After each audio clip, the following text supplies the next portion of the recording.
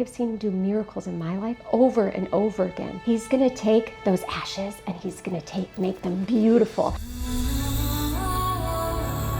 My marriage was over. That turned into a very dark time for me. I started to lose weight. I was down to 80 pounds and I started to edge God out. I was so lost. I was so caught up. I was sitting on my stairs, just bawling my eyes out because I didn't know where the money was going to come from. You feel ashamed. You feel guilty. But I believe that was God's huge intervention in my life, that he said, you're going to turn this around. You can start over and rebuild. He turned my valleys into victories, and my legacy calling is to help you turn your valleys into triumphs that you never dreamed of. I'm Tiffany Williams. I'm a disciple of Christ. I'm a kingdom entrepreneur and top real estate producer in Southern California. My mission is to help empower and come alongside women who have been through the valleys like I have. God is not done with you yet.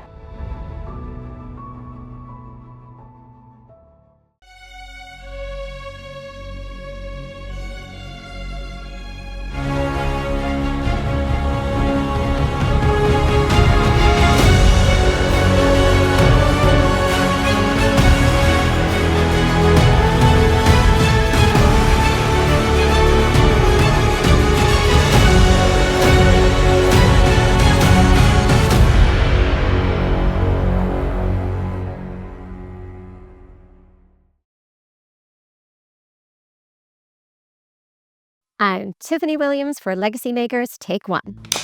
I'm a disciple of Christ. I'm a top producer in real estate in Southern California. I'm a kingdom entrepreneur who helps people grow. One of the things that I love what I do is I help people to learn. I help educate them, empower them, and help them to grow in whatever their dreams are, whether it's buying real estate or whether it's empowering women who've gone through the trials like I have. I help build them up, encourage them, come alongside them, and help them build that legacy for a lifetime. Tiffany Williams' story begins in Michigan, in a large musical family that championed trying everything, laying a foundation for a future in performance. I grew up in a really cute town in the middle of Michigan called Mount Pleasant, Michigan. I have 3 other siblings, so there's 4 of us, and we're all about 3 to 4 years apart, so it's a really big family, you can imagine. And my mom and dad, growing up, they filled our home with music. We had a piano always, and my mother was playing the piano, and we were actually taking piano lessons as well. And they provided every opportunity for us. In their eyes, what they told us was, just give it a try. If you give it a try, you never know what your gifts are going to be and what you're going to enjoy. So we were in everything from sports. I mean, skiing, water skiing, snow skiing. We were in soccer and all of those. I wasn't so good at any of those, but I love the music. And my grandmother played the piano. I used to sing with her at, I remember, 5 years old, just learning how to sing with her and playing along and mimicking her. And I also loved history. My grandfather actually traced our whole history all the way back until our genealogy when we came here. And I thrived on that. So I think that's those 2 emphasis in my life are what makes me unique in listening to people, to being able to pull out of them those dynamic things in their life, to be able to encourage them and to help them to grow. And I'm just so grateful that my parents did say, never give up, just try it, just one more try. So every Sunday we were in church and I sang in the choir, my dad sang in the choir. Actually, I was able to do a duet with him once. And besides church, we had so much fun, but the main focus on our family was stewardship with your time and with your money. So for example, we had to make sure that we ate everything on our plate before we got dessert, one of those people. And then we also made sure that we had to do our chores before we could go out and play. And my parents were often the coaches of the teams that we were a part of. For example, we had to do our homework. I used to do my homework in the closet so I could get quiet and from all the distractions to do my homework so that I could then go out and perform. And that's where it all started. Tiffany Williams describes her father as her hero and a go-getter who was also her biggest fan, beaming from the front row at all of her performances. My dad is my hero, and I love this part of the story because he influenced my life so much that actually chokes me up to talk about it. But I used to hear the stories about how he grew up very poor and didn't have any money, and some of his friends were actually very, very wealthy, but they didn't care because he's so kind and so nice and such a good kid. He saw what they had and he said, I want to eat steak for dinner, but the family can afford it. So at 10 years old, he actually went and got a job to throw newspapers at 5 a.m. in the morning so that he could then take that money and then literally go buy steak and then cook it for dinner. That's why he's such a great cook, by the way. So he didn't have any money growing up. He knew he wasn't going to be able to afford college. So he took the opportunity. Where there is a way, he's going to find one to make it happen. And he joined the Navy. Now, I come from a long history of Navy and servicemen. So it didn't surprise me when he was telling me that he actually went to the Navy to get the GI Bill to then be able to afford college. And I was there I was 2 years old when he graduated from college. And he has inspired me even today to have that attitude of no matter what, you can make a way. God will provide, he will open the door, and he will find a way if that's what you're meant to do. Tiffany's decision to pursue singing was significantly shaped by the powerful artistic example set by her mother. My mother grew up with having music in her life, and she provided that for us. So she was always playing the piano. I started singing with her and having her play the piano. Now, when I started performing is a solo sport. There, you're not with a lot of people. When you're going to competitions, it was just me and my mom. And so my mom became my best friend. And that unstoppable bond, to have your mother with you along the way, to have her pray over me, to have her stand beside me, to have her coach me from such a young age, to spend all those hours. We were traveling sometimes days just to get to competitions, and she was always there with me while my dad was taking care of the rest of the family. And that bond still exists today. That childhood encouragement to explore every gift directly led Tiffany to a serious pursuit of the performing arts, culminating in a prestigious scholarship. I love to learn. So the very important thing about me was I had to actually spend the time to learn and then commit myself to the vocals and dancing and singing and acting. But I made that balance very well, and the Lord provided a way for me. And actually, I was salutatorian at my high school, where I was able to sing at my high school graduation and speak. And I believe that's kind of what started the trajectory of my life, being able to be in front of people, having the confidence to be able to empower people and lift people up and to really speak to people. And that's what I do even today. So I auditioned for the American Musical and Dramatic Academy when I was 19, and I got in. My parents drove me all the way from Michigan, from that Midwest girl to the big city. Kind of scary for them. They had the smells, the sound, the sirens, the activity, the cabs, the homeless people, everything that you can imagine and thrive for this big city. But for me, when I grew up as a little kid, I would turn on at 5 a.m. before school started and watch Marla Thomas and That Girl. And when I got to New York, it was everything I imagined and more. I was bitten by the bug, the Broadway bug, and I absolutely loved New York. I started at the school. It was an intensive school. So you would have everything in your bag. So you take dance classes intensive each day, and acting, and your headshots and the vocals and everything all there in your bag, so that at any moment you could be on your feet and intensively studying. And I loved that. And then one day I went and bought the newspaper. Now at that time it was the Backstage newspaper. You would find out all these auditions for these Broadway shows. So I bought the newspaper, and I saw an audition. AMDA wasn't good, did not want you to audition until you graduated, but you know me, let's just give it a try attitude. So I went ahead and I auditioned. Well, not just one time for this My Fair Lady International Tour. I auditioned several times. And then finally what happened was I was in class. And I was with my students, my friends, and they said, hey, they're looking at the backstage while we're waiting for class. And they're like, I see My Fair Lady. They haven't cast it yet. They haven't found the cast. And I said, And then this overwhelming Holy Spirit came over me and said, just one more try. Just one more try. And I said, all right, I'm going. I literally just left class, grabbed my bag, rushed to the subway, went down to 890 Broadway, up those stairs, and I auditioned.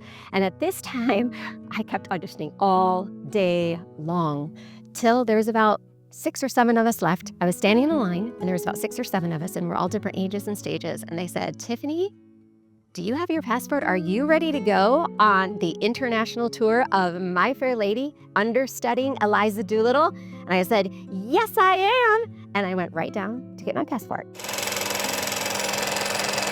Tiffany faced early hurdles she had not anticipated. I was in Chicago doing one of the out-of-town tries. This is where they changed the show a little bit and modify it to become its best in New York. And we had a huge fan base. So people would come week after week after week. It was fabulous. And I was building that experience in front of people in Chicago and being on TV shows, singing for the White Sox and for the Cubs and being interviewed all over the place and singing in cabarets. And this fan base would follow you wherever you'd go. So it was really cool because I would come out and say, hey, I'm Miss Scarlett. And they would cheer and whistle and all of that.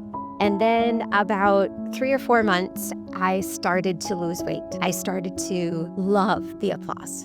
And I started to edge God out, what I call ego. And that turned into a very dark time for me because instead of seeing my gifts as something to be used for the Lord, I thought it was something I was doing in my own power. And so I lost a lot of weight. I was down to 80 pounds. And in that season, I didn't really know what was happening. I have no idea how I kept going, but it was one day I walked out on stage with that fan base, and instead of the whistles was the gasp at how small I had become. Now, internally, I'd become very small because I tried to fill the void that was in me with applause and praise. And I'll never forget going backstage.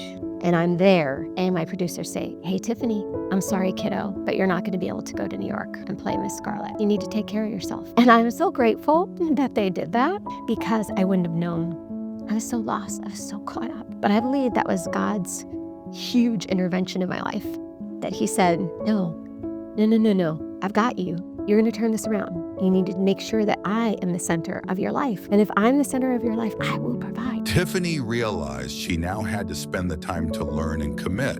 So I got off the bus visiting my grandparents, and my grandfather, who never cried ever, saw me and he started bawling, said, Tiffany, you got to get right with God. And it hit me.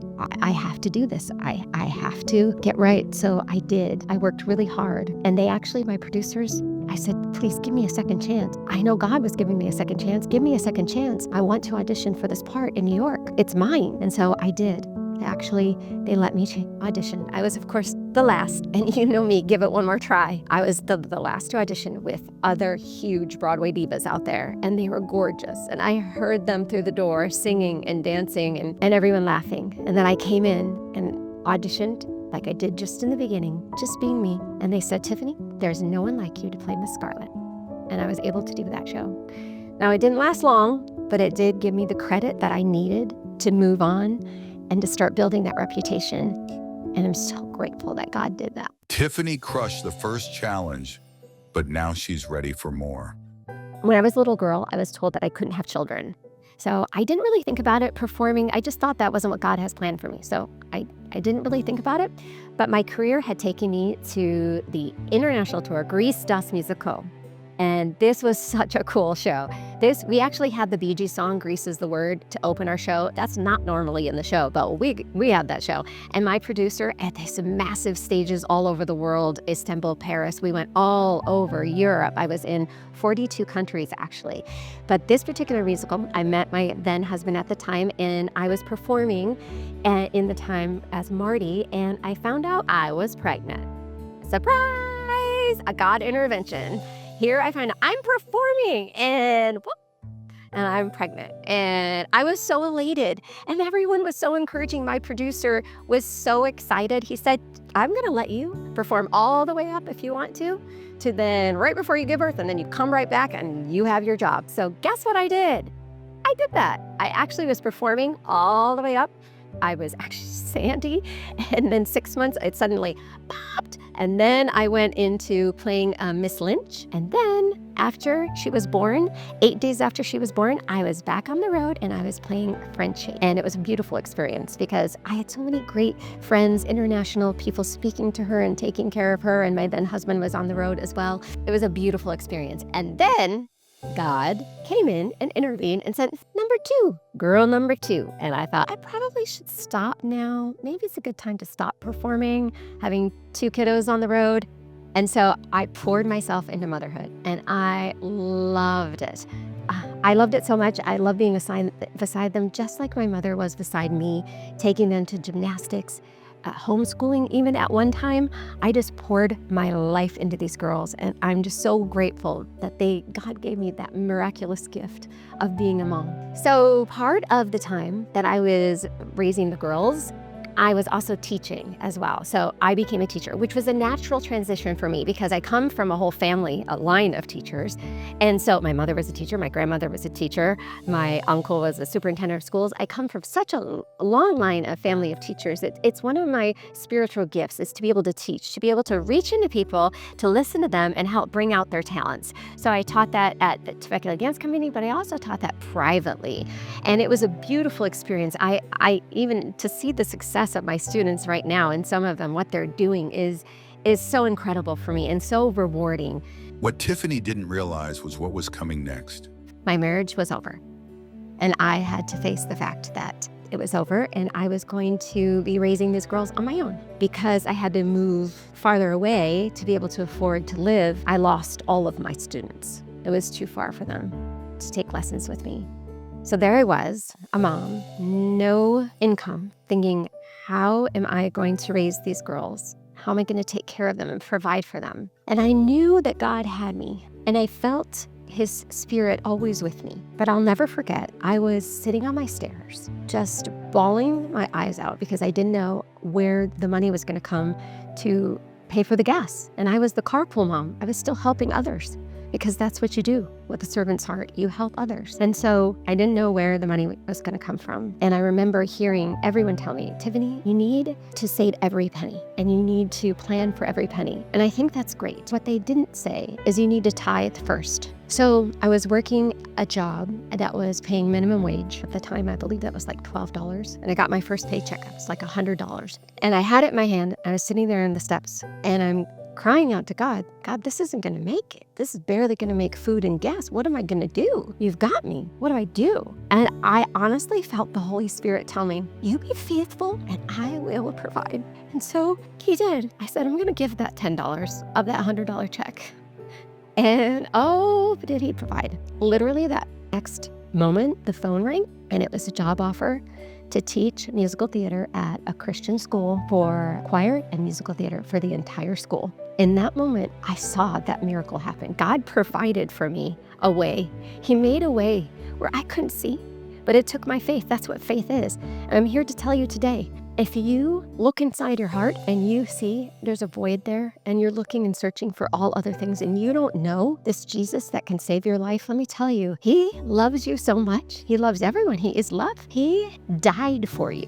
That's how much He loves you, to take on all of that weight. Now, it doesn't mean life's going to be easy, but if you just reach out to Him, if you just accept Him as your personal Savior, I'm telling you, freedom. There is a freedom that is going to come, and a peace and a joy that is going to come into your life beyond your wildest imaginations. And I have a huge imagination, and I've seen God do it, and I've seen Him do it again and do it again.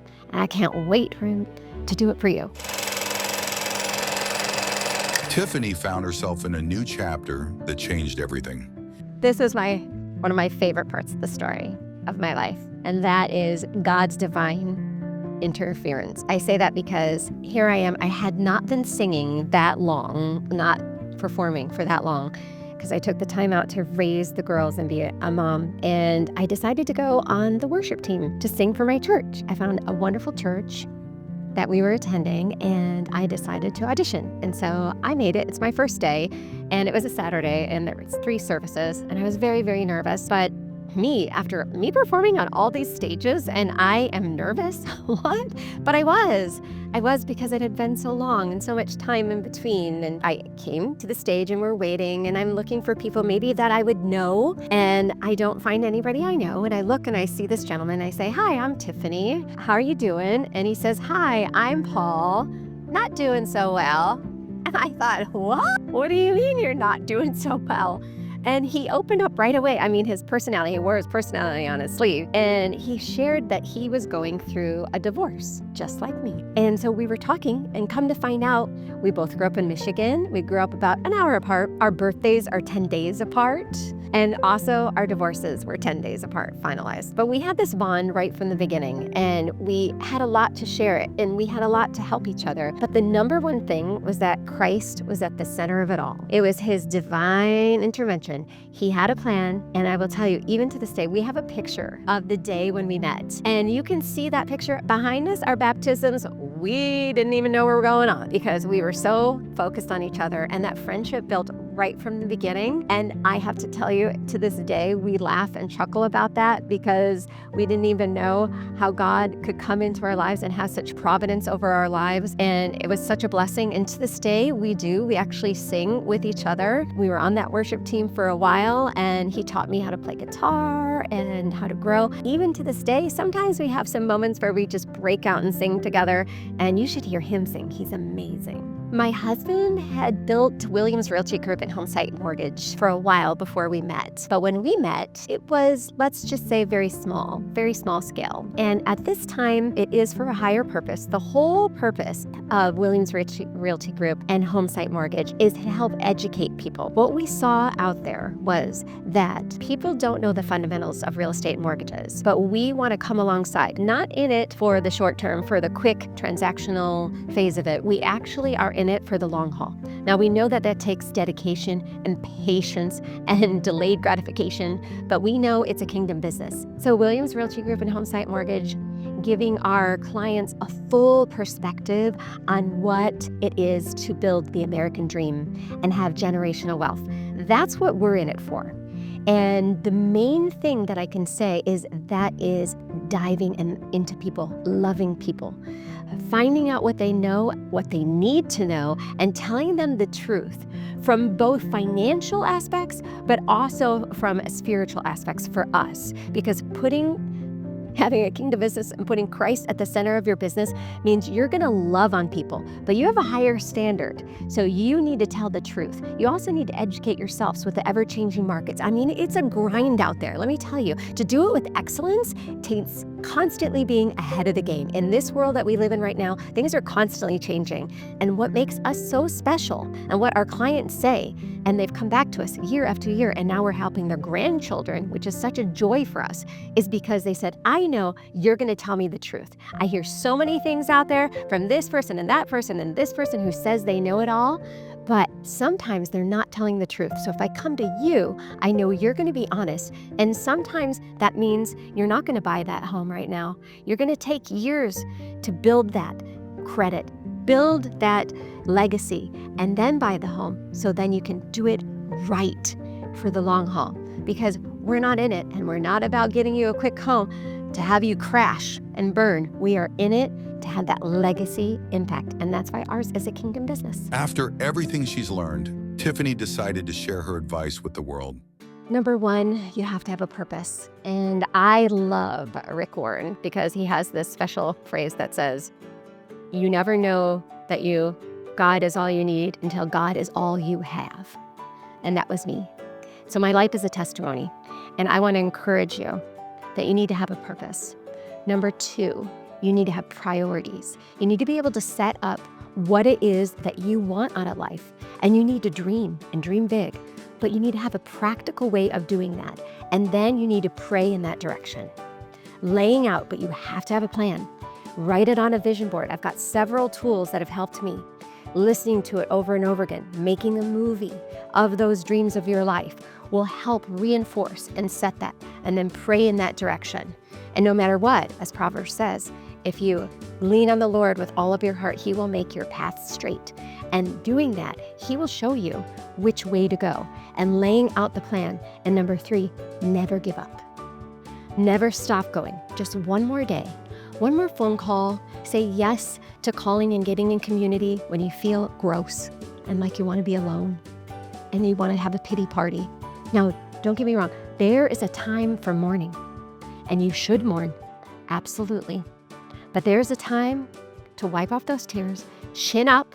There's a time to put on those big girl panties and to step out there and to take a risk and to be courageous and to have fearless faith and to step up and say, I can do this. So I'm almost finished with my book, Career B, and maybe Life B. I don't know, we'll see. But in my book, I'm refining it right now. In the book, it is to help women navigate going through very treacherous waters. And in it, it is much, I'm going to say, it is all about Jesus. Surprise! It is about, just like Jesus said to Peter when the boats were rocky and it was stormy out there. And everyone was scared and they were saying, Jesus, save us. And he walked across the water and he said to Peter, come on out. And Peter came on out. And then Peter was focused on Jesus and then he looked down.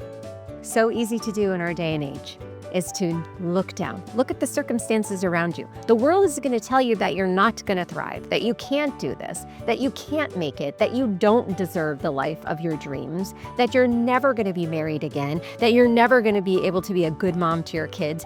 That dialogue has got to stop. Because guess what? If you stay focused and you don't look down, you can go through any waters, through any storm. I know it. So my legacy calling, he's always given me the spiritual gift of being able to speak. I am very confident in front of large crowds, and I love to pour into people and to help people and to invest in them and to listen to their story. And one of those things I know that God has planned for me is to speak on large stages. Right now, I am being asked to speak in front of my Women's Council of Realtors. I'm on the board. I love to empower them. I love to help lift up women and help them to know that you can collaborate instead of compete. In this world, the world is about competition and headbutting and who's right and who's wrong, but we can collaborate. We can all work together to make this world a better place. I want to leave a legacy for my daughters and for others that when I pass, they would say, she loved the Lord, her God, with all her heart, all her mind, and all her soul.